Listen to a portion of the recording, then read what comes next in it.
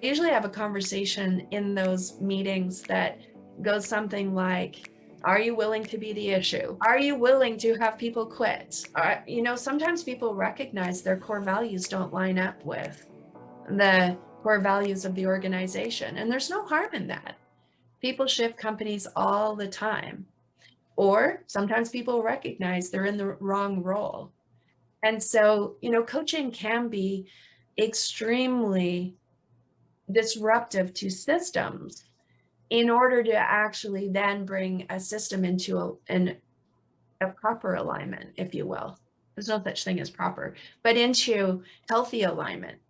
So it can get a little messy. Again, I'm totally trained for that. And it's kind of fun. I mean, we all end up having fun in the end.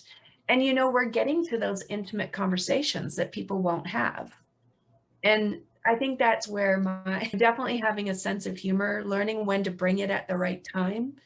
We learn how to hold a room in such a way that we can dance and tango with big bad energy, the guy that wants to throw his chair against the wall. And when we're going into these and when I'm actually engaged in the team coaching, we'll usually have all agreed that I'm going to call out in a gentle way, but I don't step over anything. I will address the thing. Hey, I notice there's something happening over there. Looks like you have something to say. What would you like to say? But I'm also putting down, before we have those kinds of engagements, rules of engagement, and I have everyone adhere. When things get hot, let's have a safe word, or let's have a way we proceed that we can all agree on that keeps the conversation safe. So I'm really supporting the room and each individual in the room to work with their triggers, to name them, to be willing to do the work in their chair, to do their own self-awareness, self-regulation work in the moment with my support. So if they've never done this kind of work before, I'm totally here for them. And part of that process is supporting them to see how they may be contributing to the breakdown in the organization in a very loving but direct way. I don't mince words either. So it's a long answer, but there's a lot to team coaching that people, sometimes don't really understand. And I love it. It's actually one of my most favorite engagements is team coaching. I Yeah. appreciated that long answer because you answered a bunch of my questions. Oh, good. I'm so glad. Well, taking personal responsibility is important to me personally. Being Mm-hmm. accountable, integrating your own core values. Sometimes it takes a long time to realize that it's not that you're not getting along with somebody, just sort Mm-hmm. of that blanket, or it's really that your core values are so different than theirs. This Yeah. isn't going to work. And to be really honest and truthful about that, I mean, that is hard. That's not Mm-hmm. easy.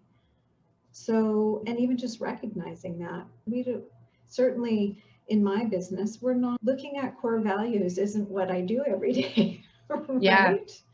Or, Well, or I think, oh, sorry, go ahead. I was just going to say, in many businesses where you're a service provider or something, I mean, you're doing your work. You're not looking at, oh, these are my core values, and I'm really rubbing up against. Mm-hmm. Yeah, definitely. And I think too, while we're on the subject of core value, one of the greatest jobs that we do in coaching when we first engage is we actually, well, particularly in the way that I'm trained, I'm very conscious of language. And so, we'll create definitions of things. We'll get it out in the open. What's your understanding of the word integrity? How Mm-hmm. would you model integrity? What does it mean to you?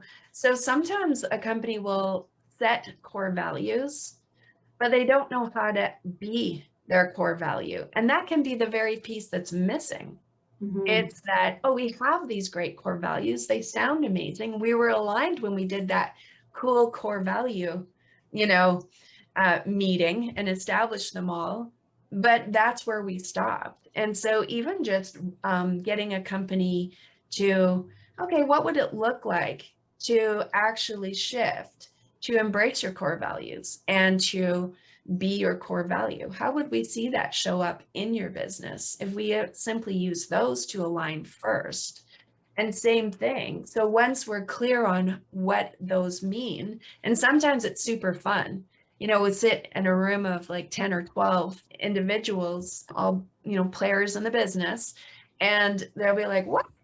That's what you thought our core value meant.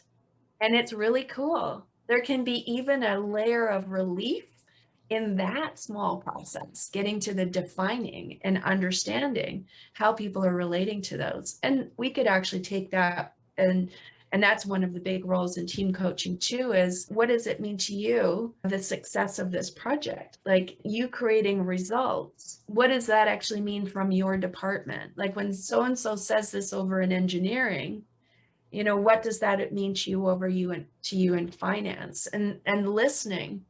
We're all working toward the same project, but we had different ideas of what completion meant.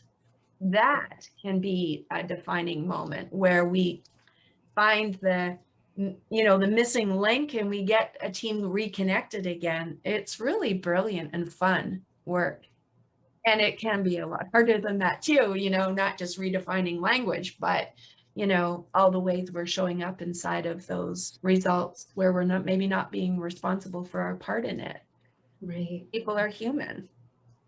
And Their own stuff gets in the way.